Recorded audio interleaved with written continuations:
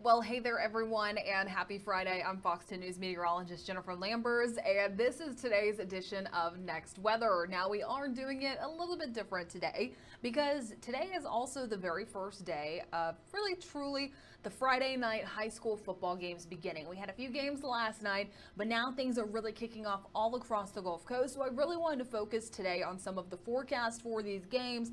Plus, also at the end, I wanted to talk a little bit about hurricane season, just because we are approaching closer towards the end of it. September right around the corner. Can you believe it? Labor Day also coming up quick.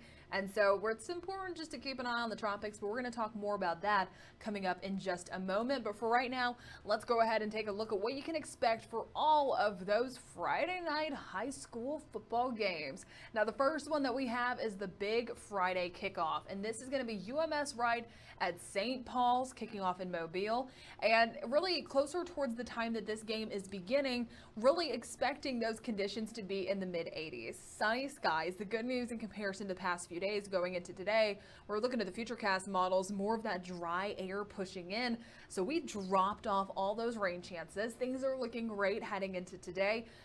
Conditions will continue to stay this way heading later on into this evening, with temperatures falling into the lower 80s, possibly even the upper 70s once things are wrapping up. The good news too, humidity is lower across the Gulf Coast. Things are feeling better. Also, with this big Friday kickoff, we're going to have live coverage beginning on Fox 10 News at 4, 5 o'clock. Those updates every half hour during those newscasts. We're going to have Emily and Hal live there. And so it's just going to be a really fun evening, especially now that we're starting to dive deeper into the football season beginning, that we're going to continue to keep you updated every Friday night with our big Friday game. Now, also looking at conditions across the bay, Daphne hosting McGill-Tulane. Conditions going to be even cooler over there, lower 80s to begin, mid to upper 70s once things are wrapping up. Keep in mind, clear skies, staying dry with some slightly lower humidity. It's going to be feeling pleasant.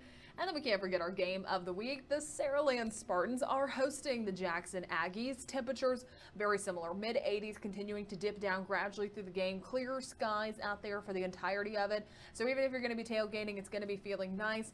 Even a little bit on the breezy side out there. We've been seeing some of those sustained winds around 10 to 15 miles per hour. Wind gusts possibly even over 20 miles per hour. Could that have some impacts on the game? We'll have to see, but it will create a really nice breeze out there. And honestly, for where we are in August, this is great weather. Anything that we could have asked for, this is what we would want for it to be. Those temperatures in the 80s, some slightly lower humidity, most importantly, staying dry. Now, here's a look at those dew points. I kept mentioning some of that lower humidity.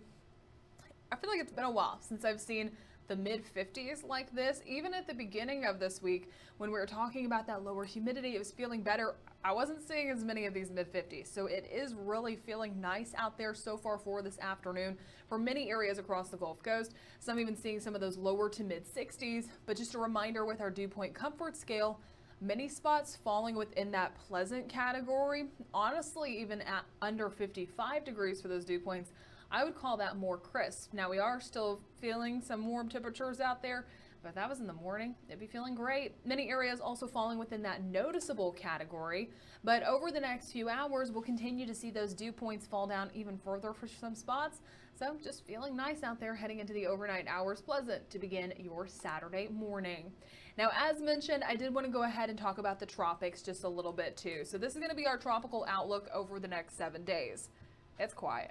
No new development is expected, and so that's a great sight to see. But looking long range, if you look at some of the models, then you'll start to see some of those waves coming off the coast of Africa, and that's really what we need to be monitoring.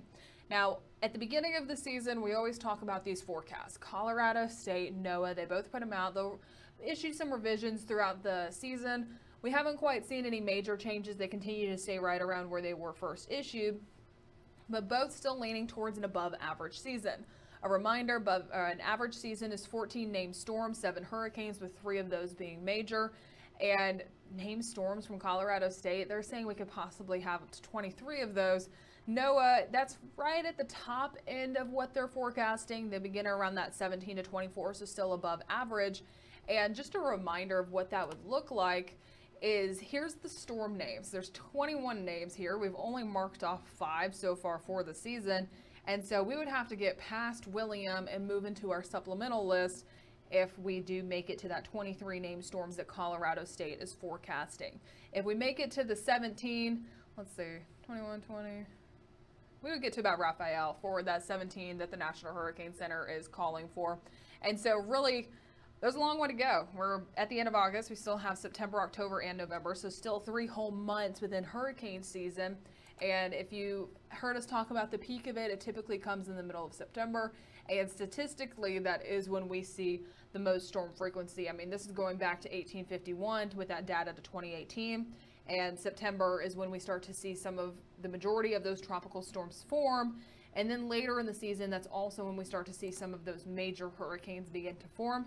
Here's where we are, slowly upticking to the month of September. And so the big takeaway with this, things are calm and quiet. We've only had 5 systems so far to talk about for this season, but it's just so important that really all it takes is one. Just make sure while it's quiet right now, that's the time to make sure that you're prepared ahead of it. Make sure that your car is ready to go. You're doing all the necessary maintenance for it. Make sure that your insurance is up to date. Again, we'll keep you updated if we do see anything possibly forming in the Gulf. But as always, we'll keep you updated if anything changes. So thank you again for joining us for this edition of Next Weather. We'll continue to monitor all of the conditions out there, plus also keeping a close eye on your high school football forecast. Download the Fox 10 Weather app. That way you stay updated with the forecast. There are additional rain chances heading into the weekend and next week. And again, you can stay updated by downloading that app. But I'm wishing everyone a fantastic weekend.